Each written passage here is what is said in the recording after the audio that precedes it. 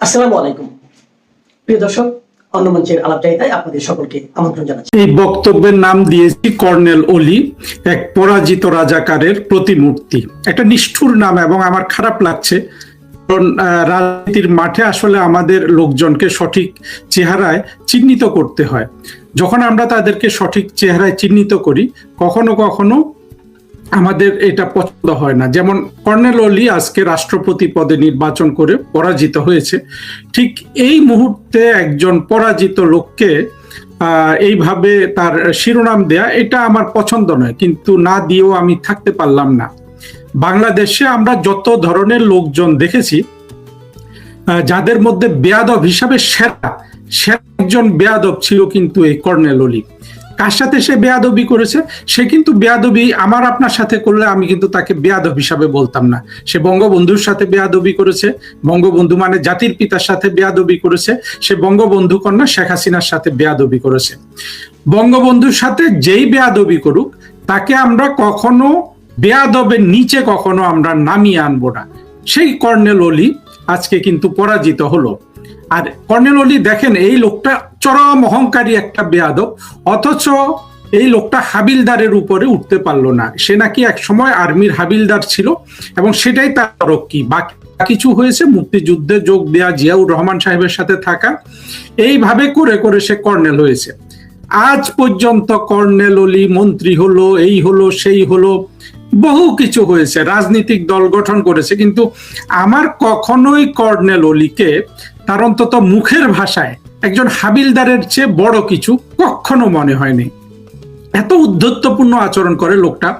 একবার লন্ডনের একটা বাংলা টেলিভিশন চ্যানেলে ইন্টারভিউ দিচ্ছে, সেখানে যিনি ইন্টারভিউ করছেন উনি তাকে বারবার বলছিল কর্নেল ওলি। এই কর্নেল ওলি খেপে গেছে, কি আমাকে বলেন ডক্টর কর্নেল ওলি? আমি 65 বছর বয়সে ডক্টরেট করেছে। কি ডক্টরেট করেছে? জিয়াউর রহমান বাংলাদেশের প্রথম রাষ্ট্রপতি, এটা তার ডক্টরেট থিসিসে নাকি নির্ধারণ করেছে। অর্থাৎ এই লোকটা যে ডক্টরেট করতে গেছে, সেই থিসিসটাও ভুয়া, অর্থাৎ একটা ভুল জিনিসকে নিয়ে সে ডক্টরেট করেছে। ভালো কথা, সেই ভুয়া থিসিস নিয়ে ডক্টরেট করেছে, জিয়াউর রহমানকে উপরে রেখে সবসময় জিয়াউর রহমান সম্পর্কে ভালো কথা বলেছে। জিয়াউর রহমানের স্ত্রী এবং পুত্র কেউ কিন্তু কর্নেল ওলিকে জায়গা মতো রাখতে পারে নাই। এই রাখতে না পারার দোষটাও কিন্তু কর্নেল ওলির। কর্নেল ওলি যখন বেগম জিয়ার দুঃসময় বা তারেক রহমানের দুঃসময়, তখন তাদেরকে ছেড়ে চলে আসে। এটাও তো আপনার এক ধরনের ডিসলয়ালটি।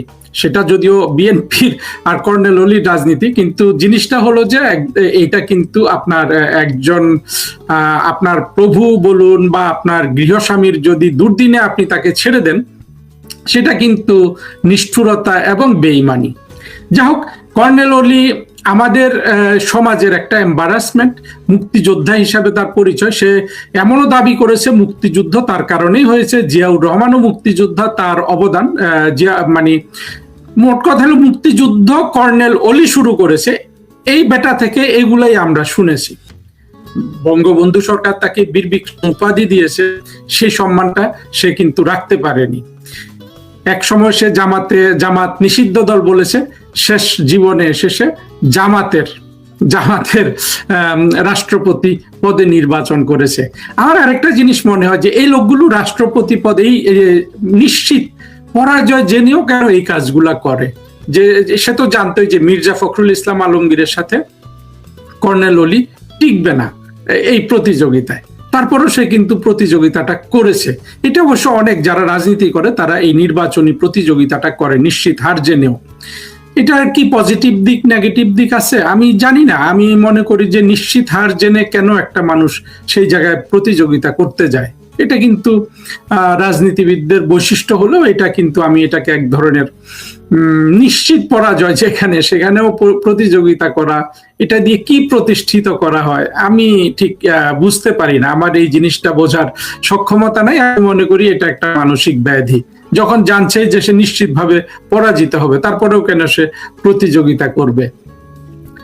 কর্নেল ওলি আমাদেরকে কয়েকটা জিনিস শিখিয়েছে। একটা কি, যে বাংলাদেশ আওয়ামী লীগ কাউকে যদি স্বীকৃতি না দেয়, সেই লোক মুক্তিযোদ্ধা হতে পারে না। এইটাকে অনেকে বলবেন যে আওয়ামী লীগ এটাকে কুক্ষিগত করেছে। 2024-এর জঙ্গি উত্থান পর্যন্ত এটাই ছিল যে এই আওয়ামী লীগ মুক্তিযুদ্ধের সবকিছু কুক্ষিগত করে রেখেছে। 2024-এর জঙ্গি উত্থানের পর প্রমাণিত হয়ে গেছে যে আওয়ামী লীগ ছাড়া বাংলাদেশের মুক্তিযুদ্ধের কিছু আর কেউ ওন করে না। এখানে ডানপন্থী দল আছে, বামপন্থী দল আছে, এখানে অনেক কিছু আছে, কিন্তু বাংলাদেশের যে 71 সালে একটা বিশাল মুক্তিযুদ্ধ হয়ে গেল, সেই মুক্তিযুদ্ধের মাধ্যমে একটা বড় সেনাবাহিনীকে পরাজিত করে একটা রাষ্ট্র স্বাধীন করা হলো। এটার একটা বিশাল বিজয়ের গৌরব, এটার একটা দীর্ঘ ইতিহাস। এই কোনো কিছুর সাথে কিন্তু এই ডক্টর কর্নেল অলি আহমেদের বা এই জাতীয় এই গোত্রের মানুষদের কোনো সম্পৃক্ততা নাই। এরা বাই চান্স, মানে বাই কোইন্সিডেন্স, দুর্ঘটনাবশত কোনো একটা জায়গায় থাকাতে এরা মুক্তিযুদ্ধে বন্দুক কাঁধে নিয়েছে, অথবা কাঁধে নেয়নি, মুক্তিযুদ্ধের সাথে জড়িত হয়ে গেছে। পরবর্তীতে এরা মুক্তিযোদ্ধা হিসাবে সব ধরনের সুযোগ সুবিধা গ্রহণ করেছে, খেতাব নিয়েছে, কিন্তু মনে প্রাণে কখনো রাজাকার ছাড়া এরা আর কিছু ছিল না। কর্নেল অলি চিরজীবনের একটা রাজাকার হিসাবে সে সব সারা জীবন যাপন করেছে। যতদিন সে মুক্তিযোদ্ধা হিসাবে জীবন যাপন করেছে ততদিন ছিল তার ছদ্মবেশী জীবন। সেই ছদ্মবেশী জীবন সে ধরে রাখতে পারেনি। ছদ্মবেশী জীবনটা যদি সে ধরে রাখতে পারতো, সে সম্মানের সাথে মরতে পারতো। এখন কর্নেল অলি দেখেন, এই লোকটা মৃত্যুবরণ করবে। বিএনপি সরকার বা এই ধরনের সরকারগুলো থাকলে বা জামাতের সরকার থাকলে তাকে মুক্তিযোদ্ধা হিসাবে স্যালুট ট্যালুট দিবে, কিন্তু সত্যিকার ইতিহাসে বাংলাদেশের যেটা মূলধারার ইতিহাস, সেই ইতিহাসে এই কর্নেল অলি কিন্তু একজন রাজাকার হয়ে গেল এবং রাজাকার হিসাবে সে মৃত্যুবরণ করবে। আর তার যে গর্ব, তার যে অহংকার, তার যে বেয়াদবি, এগুলো সব আমরাও ভুলে যাব। কারণ কর্নেল অলি এমন কোনো মানে আসলে বাংলাদেশের ইতিহাসে বলুন একটু গুরুত্ব থাকতে পারতো মুক্তিযোদ্ধা হিসাবে, সেটা হারানোর পর এই অলির আসলে কোনোই মূল্য নাই। সে মরার আগে মরে গেল। আর সে যে হাবিলদার হিসাবে জীবন শুরু করেছিল, সেখান থেকে তার পরবর্তী উত্থান, এরকম উত্থান মানুষের হতে পারে, সেই উত্থানকে সংহত করতে হলে যে ধরনের প্রজ্ঞা মেধা লাগে, সেটা আসলে এই হাবিলদার সাহেবের কখনোই ছিল না। সে নানানভাবে নিজেকে প্রতিষ্ঠিত করেছে সমাজে, কিন্তু দেখেন পতনটা হয়েছে জামাতের হাতে, জামাতের কোলে। কর্নেল অলি আমাদের কাছে শুধুই একজন পরাজিত রাজাকার।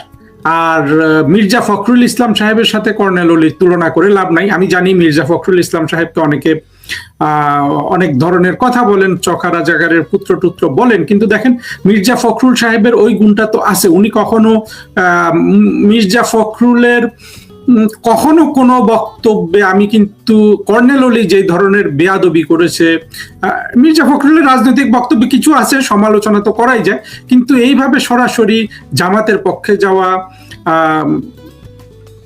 রাজাকারদের পক্ষে যাওয়া, বঙ্গবন্ধুর সাথে বেইমানি করা, শেখ হাসিনার সাথে বেইমানি করা, এগুলো মির্জা ফখরুল কখনো করেন নাই।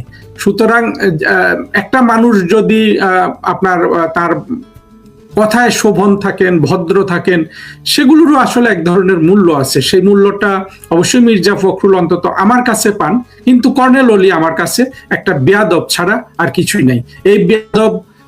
এই ধরনের বেয়াদবদের আমরা যদি মানে আসলে কর্নেল অলিকে চিহ্নিত করবোই কি, সে তো নিজেই মরে গেছে, কিন্তু অনেক বেয়াদব কিন্তু বাংলাদেশ সমাজে লুক্কায়িত আছে।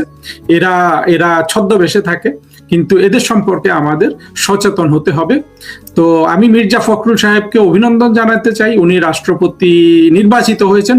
যদিও মির্জা ফখরুল সাহেবকে এটা মনে রাখতে হবে যে তিনি 2024-এর জঙ্গি কোয়ালিশনের অভ্যন্তরীণ ক্ষমতার বন্টন হিসাবে যে নির্বাচন হয়েছে, যেখানে তারেক রহমান সাহেব প্রধানমন্ত্রী হয়েছেন, সেই নির্বাচনেরই তিনি একজন উত্তরাধিকার। ফলে ভবিষ্যতে মির্জা ফখরুল রাষ্ট্রপতি হিসাবে ইয়ের মতো সম্মানটা পাবেন না। আগের যে রাষ্ট্রপতিগুলো ছিল, অনেক রাষ্ট্রপতির মতো সম্মান তিনি পাবেন না।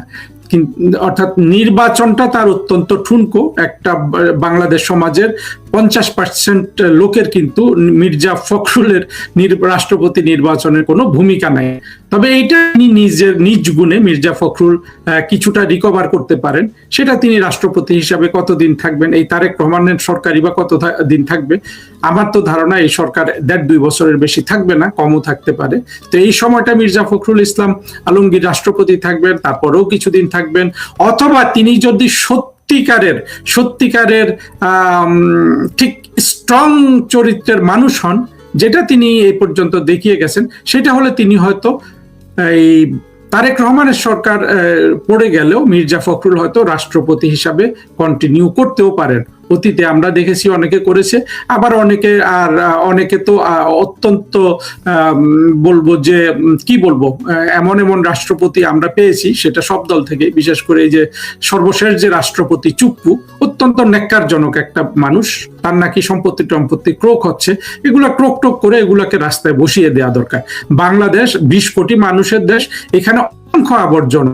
যত আবর্জনা ক্লিয়ার হয়ে যায় তত রাষ্ট্রের জন্য, জাতির জন্য আমাদের মঙ্গল।